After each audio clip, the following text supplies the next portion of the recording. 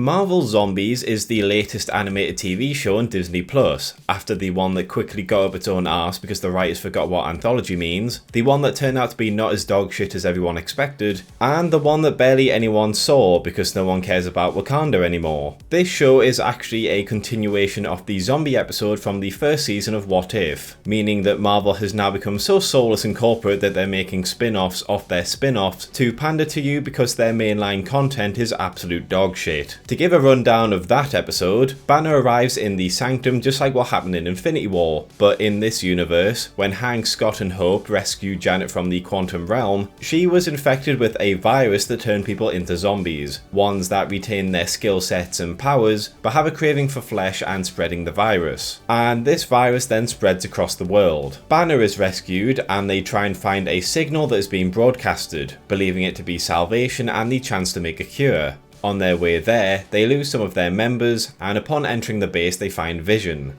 It's soon discovered that Vision has been slowly feeding people to Wanda, with T'Challa being her latest victim. Wanda breaks out and kills more people, and a remorseful Vision rips the Mind Stone out of his head. Bruce lets the Hulk take over and he fights off Wanda and the zombies, allowing Spider-Man, Black Panther, Scott Lang's head and the Mind Stone to flee, hoping to go to Wakanda and find a solution. It then cuts to Wakanda, fully zombified, as a undead Thanos waits for them with the other 5 Infinity Stones. Overall, it was an okay episode, especially compared to some of the other episodes, even some of the other seasons of the show. The main problems people had with it was that the toned down gore just wasn't very interesting. A lot of the more vicious killings were either done off screen like you were watching fucking Looney Tunes, or they were performed on undead individuals, so there's not a lot of gore and blood, they just kind of fell apart or exploded. The other problem was the tone was all over the place. The main plot of the episode starts out dire and keeps getting worse from there, and by the end there's only 4 survivors and a small piece of hope to keep them going, being quite a depressing story. And then throughout it several times it keeps cutting to this quirky survival guide Spider-Man is making, and it just ruins the episode. Imagine if in 28 Days Later every now and then Jim kept talking to the audience like he was in Zombieland, going on about the coolest kills he's done and how much he loves his quirky post-apocalypse family.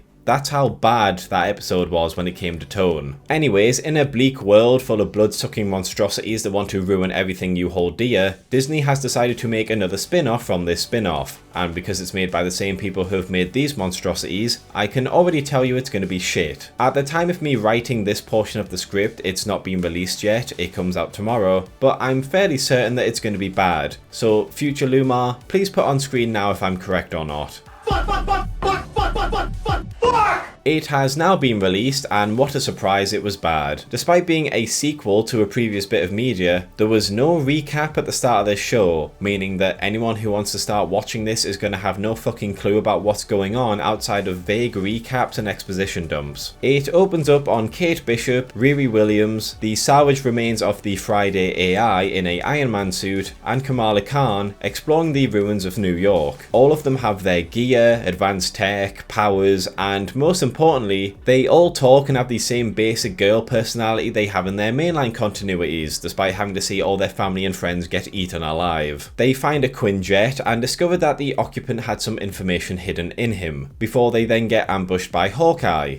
A Hawkeye who misses like 90% of his shots. They manage to run away, and at no point does Kate feel any sort of sadness over the fact her idol is hunting her. You'd think the biggest thing that inspired her to be a hero trying to kill her would get some sort of reaction, but no, she's fine. They discover the information has data relating to a project to cure the zombie virus, and after some hesitation they all decide to travel to Ohio in order to find S.H.I.E.L.D. Also, despite going into the city constantly to try and find food, none of these zombies, even people who have tracking skills like Hawkeye, have managed to find this house in the woods. It's completely untouched and there doesn't seem to be any defences around it. The plot just keeps the zombies away. At the abandoned Quinjet, Okoye rewards Hawkeye, giving him some unknown power. As the girls are travelling, they come across an entire mountain range has disappeared and the countryside is empty. They manage to travel halfway across the country without any incidents whatsoever, which is weird because they had a big debate over whether they'd be able to make it to Ohio and then just nothing happens on the journey until they reach Ohio. So this argument seems to have just taken up story space for no payoff really.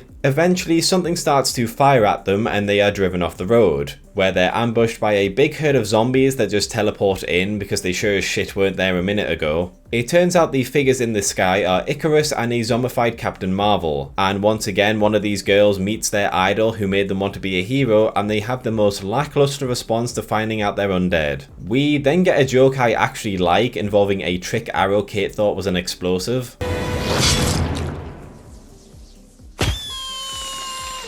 Kate is then killed off and Riri gets bitten, injecting herself with something as Friday takes Kamala away from the fight. Kamala keeps running as Icarus and Captain Marvel fight, leading to her getting knocked out and rescued by someone on a bike. Kamala has a nightmare involving a zombified Wanda before waking up, meeting a Khonshu-possessed Blade, who agrees to help deliver the data. To this day, I just find it really funny they keep putting Blade in some of the most complex stories, but somehow they can't just give him a solo movie after 6 years. The two reach a facility, guarded by mind-controlled zombies, and they're allowed in, meeting Yelena, Red Guardian, and this bitch that I can't remember the name of, but I think was in that terrible Black Widow film, so congrats if you remember that. They decrypt the device, which was designed to contact the Nova Corps for help, but the signal cannot get off the planet because for some reason after Wakanda fell there was a massive blockade on signals going in and out of the planet. They then inform them that the only way to get the signal out is for someone to fly above the atmosphere. And I just want to ask, how did the Wakandans have access to the Nova Corps signal? Why is it that anyone can just pull anything out of their asses if they live in Wakanda? Okoye, Captain America, Hawkeye, Ghost and Abomination lead a horde of zombies against the heroes, consisting of the main group, the liberated Black Widow and the mind-controlled zombies, with Abomination throwing zombies onto the roof to storm the base, as well as Captain America, who sneaks in to fight Red Guardian in a fight that actually wasn't too bad and was quite creative. After Red Guardian kills him, Ghost and Abomination storm the base, killing the Widows and forcing the rest to retreat, where this bitch kills herself for absolutely no reason. Seriously, I've got no idea why she stops. She could have just gotten away and set off the explosives and she would have been fine, but instead she does this. Blade kills Ghost in a pretty well choreographed fashion, except at the end. I don't know why a zombie who isn't alive would gasp after being stabbed in the chest instead of swinging their sword, but Blade needs all the plot armor he can considering how his Marvel career is going at the minute, so I'll let him off. They escape on the bikes and blow up the base, and for some reason only now Yelena starts crying for the woman from before. It took her travelling without her throughout the tunnel and then blowing up the building for her to notice she's just not with them anymore. We then get a flashback showing the outbreak first starting, with Shang-Chi and Katie trying to escape the chaos. They meet up with Jimmy and begin fighting, helped by his dad and his private army that starts to mow down the zombies. Shang ends up getting bit, and his dad gives him the rings to help keep the infection at bay. And then for no reason whatsoever he just stands around and lets the zombies eat him. I get you don't have the rings anymore, but you are a master martial artist. Don't you want to try, I don't know, protecting your son? Sorry, I forgot, the plot fairy wanted some drama, so this is fucking happening. They then evacuate, and 5 years later they're transporting some cows when Skrulls arrive to steal them, and for some reason the writers decide to rip off Mad Max. That's about all I can say for this scene. They reach New Orleans and end up meeting with the other group, where everyone is hoping to get on a ship to a safe haven, one that's run by Zemo and Walker. Zemo agrees to take them onto his city, which turns out to be the Raft, which he now controls. After Zemo gives a generic "we will not forget the fallen" speech, we get another joke I actually liked, not because it's anything special, just because of how random it is.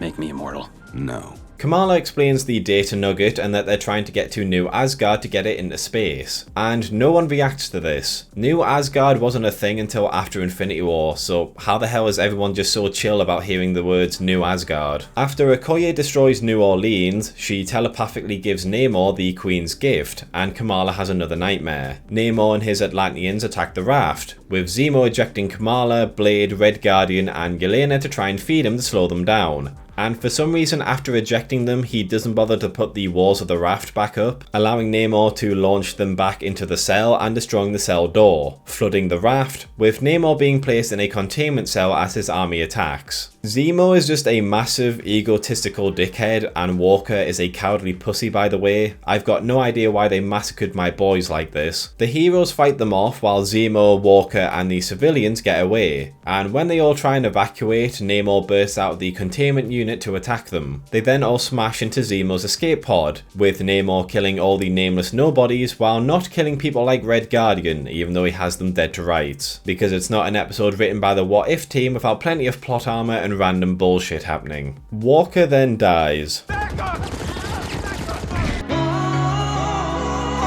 The group managed to restrain Namor, and Kamala expands inside his head, killing him as Yelena reaches the control panel, launching the escape pod without her, with Yelena and Red Guardian having a painful goodbye as these zombies come to kill her. And I will say, as much as Red Guardian tends to annoy me with his appearances, David Harbour can still give a good performance with the material he's been given, so congrats. We then get another flashback where Spider-Man narrates how he, T'Challa and Scott fought against Thanos and Wakanda, before being joined by Thor, Rocket and Groot shortly afterwards. And I shit you not, these three get wiped out in seconds because they decided to just charge straight into an Infinity Stone powered Thanos. It's actually so pathetic how Rocket and Groot die. Anyways, Thanos somehow destroys Stormbreaker with the Power Stone, despite Stormbreaker being able to handle all 6 Infinity Stones in this movie. And then I shit you not, Black Panther, with one leg missing I might add, goes 1v1 with Thanos and defeats him. I want to go on a tangent here because I'm so fucking sick of how Marvel have been handling T'Challa recently. On the one hand, they want to make him this massively important figure to this universe, who's so cool and awesome he can take on Thanos with all the Infinity Stones and somehow fucking win. But then they just won't allow him to live because apparently he has to die because Chadwick died. I get it, people loved him and he did a good portrayal, but he's not the character. Just recast him already for fuck's sake. Also, this fight scene is accompanied by some shitty hip-hop African blended music that just ruins the fight as well. So T'Challa kills Thanos, the big bad they built up at the end of their first zombie episode. He's just dead after appearing for 1 minute in a flashback. And the Infinity Stones are destroyed as well, leading to a massive reality warp that nearly kills them until they're saved by the sorcerers of Kamal Taj. The group arrive on the shore, and although he wants to initially kill himself, Kamala convinces Red Guardian to keep fighting. This is New Asgard? No, that is.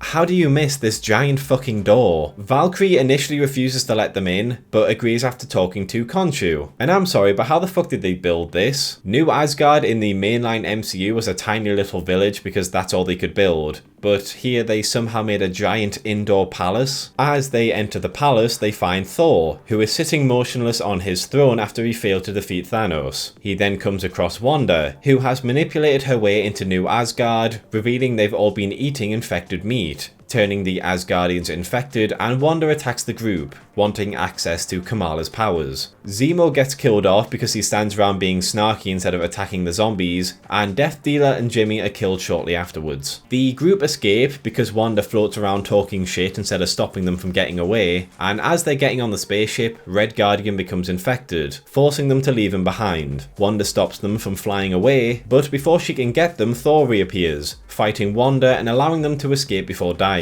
As they get into space and they're about to call the Nova Corps, we get another joke that's actually decent. Come on, do the honors.